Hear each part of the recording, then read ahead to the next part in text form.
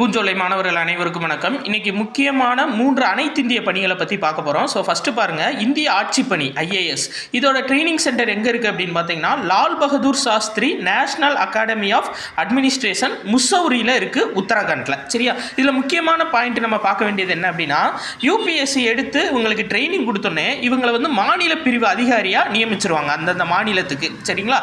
அதுக்கப்புறம் என்ன பண்ணுவாங்கன்னா, சப்போஸ் தேவைப்பட்டா 3லிருந்து 5 வருஷத்துக்கு இவங்க ஒன்றிய அரசு பணிக்கு மாற்றப்படலாம். சரி, அப்போ இவங்களுக்கு சம்பளம் யாரு தருவா? மாநில பிரிவு அதிகாரியாக நியமிக்கப்பட்டாங்க அப்படின்னா இவங்களுக்கான சம்பளம் மற்றும் ஓய்வூதியம் அந்தந்த மாநில அரசால் வழங்கப்படும். சரி, அப்போ இவங்களுக்கான ஒழுங்கு நடவடிக்கை யார் எடுப்பாங்க அப்படின்னா மாநில அரசு எடுக்க முடியாது.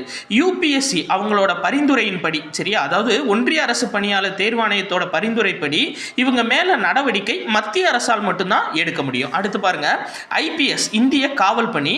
இதுல முக்கியமான பாயிண்ட் என்ன அப்படின்னா, சுதந்திர காலகட்டத்திற்கு முன்பே தோன்றிய பணி எது அப்படின்னா IPS இந்தியன் போலீஸ் சர்வீஸ், இந்திய காவல் பணி.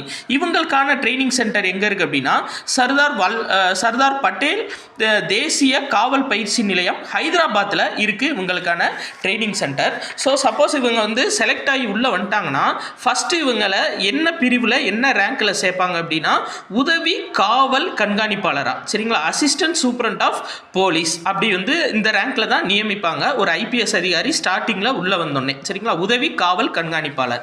சரி, இதில் முக்கியமான இன்னொரு பாயிண்ட் என்ன அப்படின்னா, மத்திய அரசோட உள்துறை அமைச்சகத்துக்கு கீழே மேற்பார்வையிடப்படுவது எது அப்படின்னா IPS தான். சரி, அடுத்து இந்திய வனப்பணி. இதில் முக்கியமான பாயிண்ட் வந்து விடுதலைக்கு அப்புறம் உருவாக்கப்பட்ட ஒரே அனைத்திந்திய பணி எது அப்படின்னா IFS தான், இந்தியன் ஃபாரஸ்ட் சர்வீஸ்.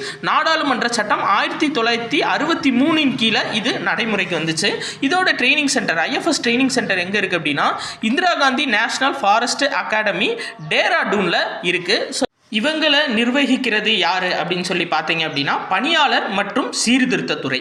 இந்த இன்ஃபர்மேஷன் எதில் இருக்குது அப்படின்னு சொல்லி பார்த்தீங்க அப்படின்னா 12th பாலிட்டி புக்கில் 6th லெசன் இந்தியாவில் நிர்வாக அமைப்பு அப்படின்ற பாடத்தில் இருக்குது. நன்றி.